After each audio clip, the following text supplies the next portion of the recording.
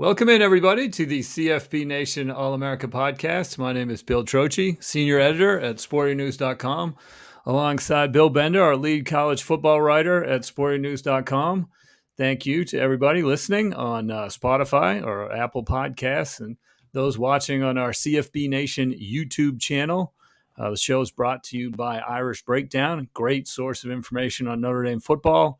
Irish Breakdown. They have podcasts, they got live shows, and you can read all their good stuff at irishbreakdown.com. So, Bill, we are 16 weeks until week 0, and I want to hear from you that the weather is getting warmer in Columbus, Ohio at this point. Yes, we're done with we can have summer before we can have college football. So I can, we finally got some nice weather going today. I got to, mow the lawn yesterday. A lot of work in between. So, Speaking of mowing the lawn, you're like Jim Harbaugh. He likes to mow his right, own lawn, apparently. That's a good man. I mean, yeah, that's quiet time. He's probably right. That's the only time where you're not running or on the phone. And I enjoy that hour, and I take that hour. And he probably takes a little longer than an hour to mow his lawn. I'm guessing it's a little bit bigger than ours.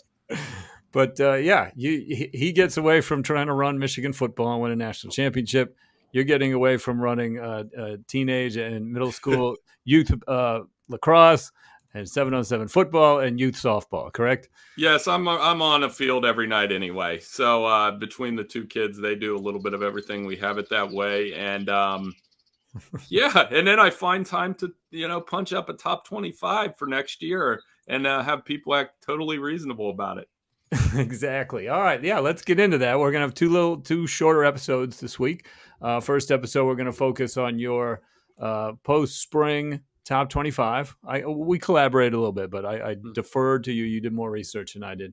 The new top 25, the post-spring practice top 25. And then episode 2, we're going into our deep dive at sportingnews.com. It's kind of quarterback week.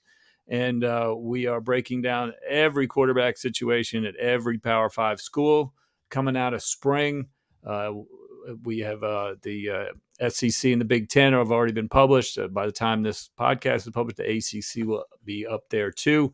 But all 69 Power 5 teams now, Bill, we will have a breakdown of how their quarterback situation looks moving forward. So that'll be the episode 2 after this one. But let's get into the post-spring, post-transfer portal window closing top 25. It's a little too wordy for a headline, but it did come out post-transfer portal as well.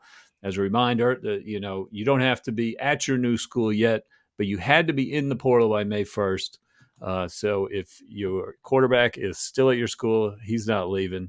And we can kind of go from there. So let's start. I looked at your way too early top 25 that was done in January before the national championship game, before Georgia eked it out against TCU. And then I looked at your post-spring. I looked at some of the changes. And at the top, not too many changes. We actually still have the same top four, the same 4 projected college football playoff teams. Yeah, and I'm sure when we do bowl projections, Georgia, Michigan, Alabama, Ohio State will probably beat. I mean, even though it's 2 teams from each conference, there's a good chance that could be our playoff picks. I mean, who else? It rarely works out that way. I think last year, had we done a 12-team playoff, that probably would have been your Final 4. I really do. I think Alabama would have found their way through. I think Georgia would have won. I think Michigan may have not caught. TCU may have had a game before that. And then Ohio State, obviously, with the talent they have. So that's kind of I joke with my buddies, that's kind of the cut and paste section of the top 25. It doesn't really begin. We did bump Michigan over Alabama, and we weren't the only ones to do that. A lot of publications, the other ones that everybody has these, they bumped Alabama. A couple, I saw them as low as 6 or 7. So I still have faith in Alabama's talent. I just think that quarterback uncertainty between Buckner and Milroe, it's a good reason to drop them to that number 3, number 4. And I bet you, Bill, some people will have LSU ranked ahead of them. Yeah, you and I talked about it. I gave you my top 10, and I had Alabama at 6. And I've got doubts, maybe I'm not even sure about 6. And the reason I was thinking about that was obviously they didn't find the quarterback they were looking for in the spring because they went out shopping after spring practice was over. Neither of their quarterbacks necessarily grabbed the job when it was open. Saban said after spring, he said we wanted to give every opportunity to the kids on our roster to win that job, and obviously they didn't win it to his satisfaction, and they had to bring in Notre Dame's backup quarterback. Let's keep in mind when Tommy Rees was the offensive coordinator at Notre Dame and in a decision-making position after last season, and he saw Buckner play well in the bowl game, they went shopping for Sam Hartman to play over Buckner, essentially. So I don't know that Rees is the biggest believer in Tyler Buckner. So that makes me concerned, obviously, that the Alabama quarterback situation is unsettled coming off a season where they had the number 1 pick of the draft as a quarterback. They had a first-round running back. They had a first-round defensive end. They had tons of draft picks. And they lost twice during the regular season. They pulled out 2 other games by the skin of their teeth during the regular season. It was not the dominant Alabama team, and you're taking clearly the 3 best players off of that team. I don't know that they deserve to be up in the 2-3 range. But I tend to trust their talent. I mean, I've watched them win a national championship with Jacob Coker. I've watched them win a national championship with Jalen Hurts as a freshman who wasn't the Jalen Hurts that we see now. Like that it was very different then. So, they got to the national championship with Jalen Hurts as a freshman. So, and the other thing with their schedule, Texas at home, LSU at home, Tennessee at home. The games that they lost last year were on the road, and they've lost at home. And I think I pulled this stat out at lacrosse practice the other night trying to make a point to my boys about coming prepared. I'm pretty sure Alabama's only lost 3 home games since 2010. Wow. And it was or maybe Alabama got them, so 4. Or Ole Miss got them, so like 4. But I lied and said 3. And some of those, but who goes into Alabama and wins, Bill? Cam Newton, Heisman winner. Johnny Manziel, Heisman winner. Joe Burrow, Heisman winner. So I think what's going to happen, a lot of people are going to pick Texas to beat Alabama in week 2. Watch it happen. And then that could be either, we're right, all of these concerns are legit, or, oh yeah, Alabama's really good at football. That's going to be that week where we find out. And if Texas does win, you put money on Quinn Ewers to win the Heisman Trophy, is what it sounds like. Yeah, I mean, if you can go in and beat him in Tuscaloosa, it doesn't happen. And then Chad Kelly got him, I think, in he did not win the Heisman Trophy. He did not win the Heisman Trophy, but he did go into Tuscaloosa and win. So it just doesn't happen often. That's interesting.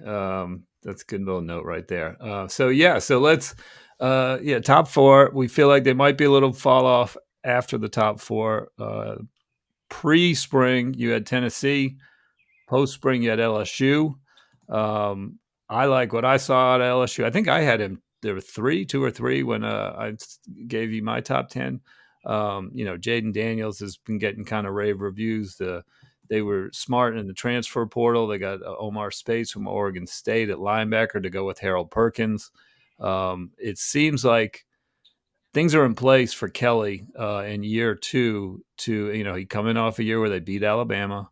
Like I said, I feel like Bama's got some questions. The game is in Tuscaloosa, as you pointed out, but I think LSU is a very solid number 5 pick for us.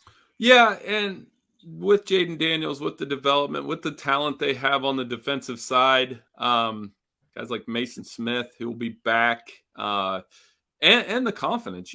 This is not just talking season; it's talking seasons for coaches when viral stories happen when they're speaking to their boosters. So last week, Brian Kelly said, I like beating Alabama, and everybody made a big deal out of it. What are they supposed to say when they're in front of their boosters? Like, that's the point of those engagements, is they talk a little bit of trash. And if you're talking to your audience, I don't know why people get bent about it. That's part of the job of being a head coach. So, yeah, LSU's feeling it. Tennessee dropped, like you said.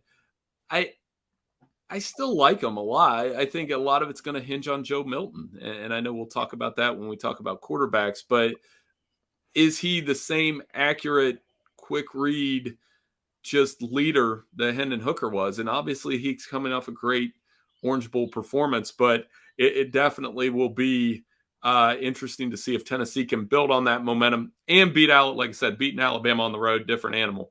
Can they beat Georgia next year at home? Different animal. I mean, it would theoretically be bigger if they beat Georgia next year at home, with Georgia rolling in there at 10-0. If they were lighting all those cigars last year, what are they going to do to Neyland Stadium if they beat Georgia next year? That'd be quite a party.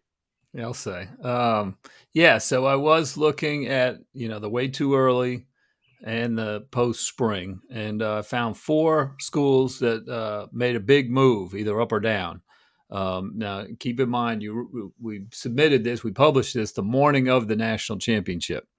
So this was prior to Georgia 65, TCU 7. But TCU was actually the biggest mover. I think that game had a lot to do with it, but you can tell me. TCU, they dropped 8 spots. They were at the way too early top 25, they were number 8. And now post spring, they are 16. The NFL draft robbed a significant amount of their players from last year's national championship runner up. But um, Sonny Dykes, I was drawing a blank for a second. Sonny Dykes did do a good job in the transfer portal. He's got some Alabama guys coming over. He's got his quarterback who beat out Max Duggan last year, remember, before the season. So they should be okay, in a lot of areas. What's your take on TCU? Well, if you're going to pick Texas to win the Big 12, then you have to. This was something you pointed out to me when you were editing. It's like, if you're going to pick Texas to win the Big 12, you have to have them ahead of TCU. Makes sense to me. I mean, because I think Texas will be the preseason top. When they do Big 12 Media Day, they'll be picked to win the conference. TCU will be picked second. And yeah, so we're going to test and see if TCU can reload. I mean, yeah, when you have 8 guys taken in the NFL draft and Max Duggan was the last one, that's how talented the roster was. You had 2 receivers taken in the draft. You had a running back taken in the draft. That's most of your skill position talent right there. Had a couple good defensive players, including D. Winters and Travis Hodges-Tomlinson. I don't know if their program, as well as Sonny Dykes has done and working the transfer portal as well, I don't know if they have enough of the reloadability factor. Even though they do play in the Big 12, they could win the Big 12 again, certainly. But I think it's going to be hard to replicate what they did last year. And I'm saying that doesn't mean they're in the wrong direction by any means. They just got to continue building on what they had. Right. Duggan was so clutch. Can they get clutch quarterback play 2 years in a row? They pulled out a lot of games, came from behind. So we will see. They're a fun team. They were a fun team last year. It'll be a fun team to keep an eye on. We touched on the next 2 teams who made a move. Tennessee was a -6. They went from 5 to 11. The way too early. They were number 5, and then post spring they're number 11. I don't think it had anything to do with spring practice necessarily. I think we were caught a little bit in the Orange Bowl euphoria of how well they played against Clemson to get that way too early number 5. What's your thoughts on Tennessee and moving them down from 5 to 11? Well, and we did it, but a lot of other publications as well. And to be clear, as you know, I'm very bullish about we don't have to do what everybody else does. But I still read what everybody else does just to kind of get a sense of what they're doing. So, in my opinion, after you get past the top 4, which we talked about, and really LSU, you could lump higher into the top 4. There's this class of 4 teams that's really getting talked about as the playoff sleeper, the playoff breakthrough team, and it's Penn State, USC, Washington, who's actually been to the playoff. Florida State's actually been to the playoff. And then I would almost lump Notre Dame with Sam Hartman there. So that's a solid top 10. And that 6 through 10, there's something to like about every team. But there's also that factor of, if you're Notre Dame, okay, well, I got to see you go beat Ohio State, Clemson, and USC. Penn State, I've got to see you go beat Ohio State and Michigan. USC, I've got to see you play some defense. at some point in a clutch situation. And Florida State and Washington, same. Like Washington, probably out of those four, Washington's the one that's set up. They do have to play USC and Oregon State. And then Florida State with Jordan Travis, can you beat Clemson? Because we have Clemson, what, 13? Mm-hmm. Yep. That's a question every year for Florida State. It's a question every year for everybody in the ACC is, can you beat Clemson? And we had Clemson go from 14 to 13.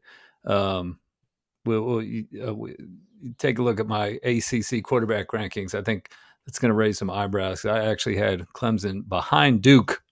All right, I like Riley Leonard. I don't know if Cade Klubnik's got the receivers and the offensive line to thrive as some of the other quarterbacks have thrived before him at Clemson. But they do have Garrett Riley, and that's going to be the big hire that we all watch. I mean, some of these top 15 teams made huge coordinator hires, right? We talked about Alabama and Reese. I think Garrett Riley, though, because of Clemson, and they never go outside the box.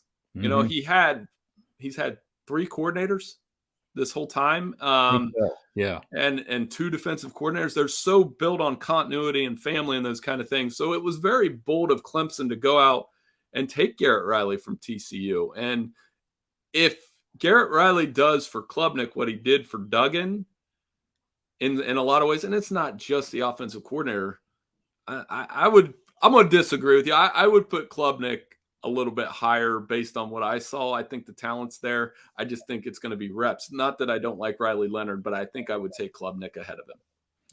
Yeah. I mean, I looked at his numbers too. I mean, they weren't great. Like, he had a good ACC championship game for sure.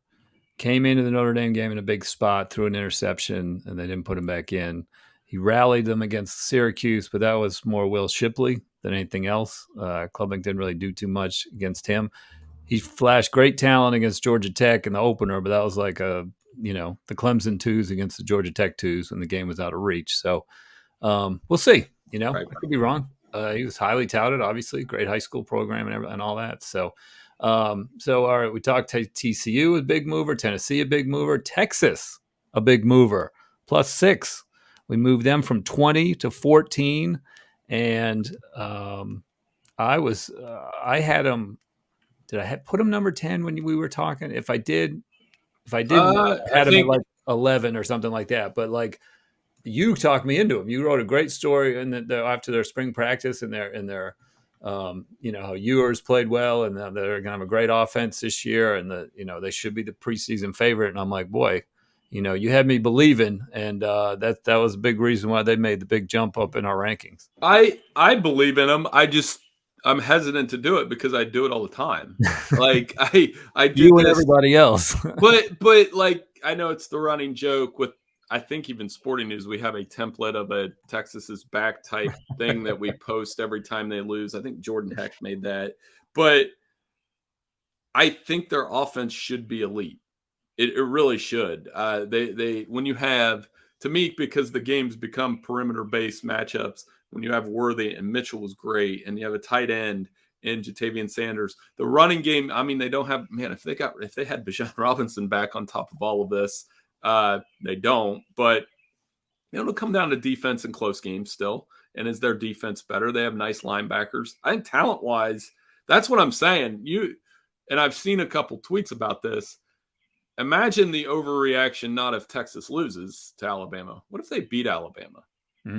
Think about what the internet's going to look like. And they should have beat them last year. And the whole Sark angle and all that, It's going to be – I'm going to be busy that day writing the simultaneous Texas has come back and is going to win a national title versus is Sark the next coach at Alabama. These are tomorrow's headlines today if Texas wins. Yeah, I mean, look what Sark did when he had so much talent as offensive coordinator in 2020 at Alabama, right? I mean, and the Mac Jones team, and they had Najee Harris and Dante Smith and everything. So like they, he has. I see people betting on Sark, talking about Sark because he knows what to do when he has the talent, and he probably has more talent this year than he did last year. Even though Robinson's gone, they'll find a running back. And this might be his most talented team. He has not succeeded as a head coach yet, so there's a lot of wait and see kind of there. But as an offensive coordinator with top-level talent at Alabama, he put together an extremely impressive unit, and they marched to the national championship. Last mover I want to touch on, South Carolina, number 25 to number 21. Not a huge jump necessarily, but Spencer Rattler. We'll talk a little bit about him when we go through the SEC quarterbacks. Shane Beamer seems to have a lot of momentum here in the offseason, in the transfer portal and on the recruiting trail. Was South Carolina bumping up more, just other teams slipping down, or did you see something this spring that you liked? No, I mean, Rattler's back. Wells is back. They had a couple big decisions that had Rattler not returned, I don't know if they're ranked. Because I mean, he got on a heater towards the end of the season. He was averaging, I think, between those last 3 games, he had like 364 yards passing, just 3 interceptions. He made a lot of mistakes early in the season. And then second half of the season, pretty good. And we kind of predicted that last year because they played Georgia early. They had a tough schedule early. Once he settled in, they were pretty good. They have a ton of momentum. Shane Beamer's right about one thing. When they're right, when they're good, Williams-Brice is as tough a place to play as anywhere. Mm-hmm. And, they're making enough noise that Clemson should be a little concerned, So that rivalry, when I lived down in Charlotte, I told people when I moved back home, I was like, they didn't want to hear. I was like, when Clemson and South Carolina are both good, that rivalry is as good as any in college football because they're not even in the same conference. They hate each other. They're neighbors. Mm-hmm. It's not like Ohio State, Michigan. Like they literally live next to each other in all these towns in South Carolina. And I think it's legit. And I really like that opening week game with North Carolina. Mm-hmm. So you're going to have Spencer Rattler and Drake May on the same field. That's going to be a fun one. It is. Yeah. South Carolina torched Tennessee too last year. So they beat both the Orange Bowl participants in the latter half of the year. So they should feel like they've got some momentum carrying in to the 2023 season. So one more thing I want to touch on is this betting scandal that is involving Iowa and Iowa State football players, and where we think all this is headed. It's on the heels of the Alabama baseball scandal, where Coach Brad Bohanna was fired for apparently leaking info to a gambler about his starting pitcher being a late scratch for a game. In this story, we have 25 student athletes from Iowa and 16 from Iowa State under investigation for gambling. The players are from the Iowa players are from baseball, football, men's basketball, wrestling, and track and field. Don't have the numbers for each. Iowa State, it's football, wrestling, and track and field. The head of the Racing and Gaming Commission of Iowa came out Monday night and said there's been no evidence of match or game fixing in this Iowa investigation, but rather, the NCAA bans student athletes from betting on every sport the NCAA supports at every level, regardless of what sport you play. So, for example, a wrestler, I didn't know all these specific rules. A wrestler cannot bet on the NBA. It's like a college wrestler. Not only are they banned from betting on college basketball, they're betting on NBA, G League, whatever level you can kind of find. And so this Iowa State investigation looks like it's just kids gambling, just breaking the rules. Doesn't feel like you said, no match fixing, no game fixing, and no bribery or anything like that. So I think there's a lot of hand wringing, a lot of unease, and rightfully so among college football fans. But let's talk college football specifically. That with gambling becoming legal nearly all over the country, Ohio, January 1st, you've seen it up there a little bit. That the sport would be vulnerable to a scandal, and the commissioners are very nervous about the integrity of the games, because that's pretty much you're right.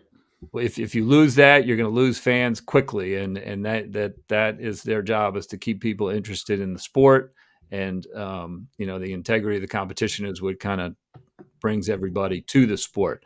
So, first the Alabama headline, now the Iowa headline. People might be overreacting a little bit. What's your take? Are you a little nervous as a college football media member and been involved with this sport for so long?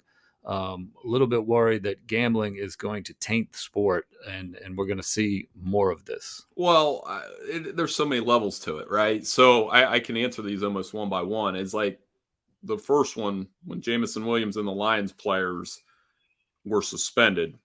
That's an easy one for me. That yes, they should be suspended. They're professional athletes. You like this is I think there's a generational gap with this one. Is like you hear I'm in my 40s, so like a younger generation is like, well, that's not that big a deal. Well, you didn't watch Pete Rose. You didn't live through that one where, arguably one of the best baseball players of all time was betting on his own team, still can't do it. It's on the clubhouse wall. And I think NFL players, what the NFL is so swift to act is they don't want the integrity of that game questioned. So they were right to suspend Jamison Williams and they were right to suspend Calvin Ridley. I don't care. Like that is the rules. You have to follow them. College is going to be a lot harder to legislate though. And I was talking with Ken Brew at 700 WLW last week about all these things after the Alabama baseball incident. Yes, he should be fired immediately. And then the third one with the student athletes is going to be the hardest one to legislate because, like you said, I don't think it's to the point where these guys are going to shave points or throw games, but college students do stupid things. I did stupid things in college. Everybody does, and it there's going to have to be a lot of betting education because you can say, well, as long as you know the rules, they can say, well, it's like the speed limit. Everybody's doing it. It doesn't matter. You got caught, right? So that's going to be a tough one. I think particularly I'm going to be interested to see how they handle the discipline and what they find in the Iowa and Iowa State thing. And like I said, gambling came to Ohio on January 1st. I'd be lying if I said I haven't played with the apps and had some fun with it, but it's never, even as a sports writer, you start to question yourself is like, am I doing the right thing here? Should I be doing this? But mostly I do it for, it's not like it's kind of like just for fun. It's like playing that's how I kind of treat it. If I'm watching an NBA game for fun, I might throw a couple dollars on it. And that's perfect. It's not unethical. I think it becomes a little, I talked to some beat writers about this. I think it would be unethical for me to bet on, you can tell me if I'm right or wrong. Like if I'm covering Michigan full time and I'm betting on all their games, that's close to me. I've always thought that there's never been like attention on like a media scandal involving gambling because you, in theory, have access to inside information. Right. If you get a scoop on an injury right. or a suspension and then you don't report it, but you put $100 on that game, you're operating on inside information. Right. And that's where it becomes a little bit of a gray area for sports writers. So I think for me, it's just, if you have fun with it and do it that way, it's not like I have a gambling problem, but I like to see some, have fun with it. But but when it's also not illegal for me, it's illegal for, if I was a college football player and I lived with college football players in college, they knew that was a rule then. Right. And that was before all this stuff. So when you lived with guys in the Mid-American Conference, there was strict things with them. And this is in the 90s. So I have a hard time believing that the education isn't there, that the student athletes don't know that they're not supposed to be doing it. Yeah, I think it's tough when you see the gambling investigation headline, right? And you immediately think it's fixing games, right? Or point shaving or whatever. When in reality, this might be seriously like an Iowa State sprinter betting on the NBA playoffs. And that's against the rules. They're not allowed to do that. Now, should they be allowed to do that? I would think so. I don't think an Iowa State track and field athlete betting on NBA playoffs is any different than Bill Bender betting on the NBA playoffs. I agree. They maybe could relax those down the line, but I just wouldn't count on it, because what if it's the one time they find the Iowa State track runner is the cousin of the small forward for the, you know what I mean? Like But that's but Bill Bender could be the cousin of the small right, forward of the right. 76ers too. Like But I I think would, yeah, um, you can ban college athletes from betting on college sports because right, there's a lot of intermingling of the students, right, obviously. So if you want to leave it at that, leave it at that. I mean, we'll find out. And maybe they were betting on college. Maybe they were using inside information to try and right. set the lines and all that stuff. And the investigation is But like you said, so the second, you can't have college football players betting on college football in oh yeah, any way. Like absolutely. you can't have that. And And I I'm think uncomfortable if college footballs are betting on college basketball games too. that's They're pretty just close. Like, yeah, yeah. they all So work out together and everything. Like yeah, like I think that's something to watch. And it's yet another headache that Greg Sankey's dealt with, at least in the last week, and that the Big Ten commissioner and Big 12 Yorkman's going to be dealing with for the next week. So Yormark, sorry, I don't want to get that wrong. Yeah, so I think this is something that's going to continue to evolve, and I do know that one of the things, it doesn't annoy me, but it's just happened as a result of betting being legal in Ohio. When you're talking to the lacrosse dads and the other dads, it's less about who's winning the game and more about, hey, what the do you think fun. on that parlay? And I'm friends with a lot of these guys, and I enjoy, like, we talk back and forth about, hey, I did this and I did that, but at heart, I think as long as you're still rooting for your team first, that should be a bonus. And the guys I'm around are like that. They're really cool. Yeah, yeah. I don't worry too much about the integrity of the sport.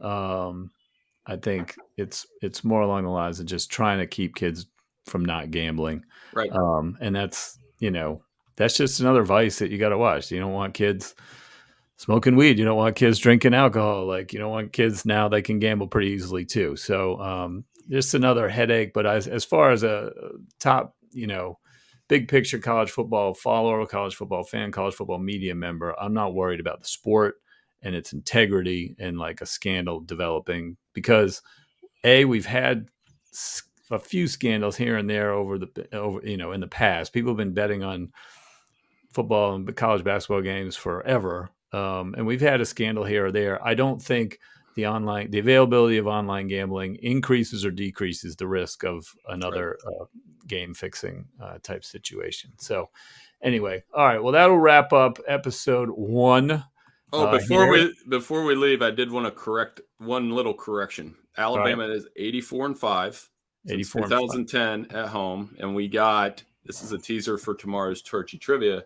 We got the 3 Heisman winners that beat them. We Yep. got Chad Kelly, Ole Miss. The other one, how could I miss? This is such a JV move by me. 9-6 LSU in overtime. In this kind of number 1 versus number 2 game, and LSU. So only 5 times since 2010 has Alabama lost at home. So if Texas beats them, get ready for a bill. The overreactions are coming. Sorry to interrupt. The infamous 9-6 game. That is great. Good stuff. So, okay. All right. Well, thank you everybody for listening. Stay tuned. Episode 2 is next with the breakdown of the Big Ten and SEC quarterback situations.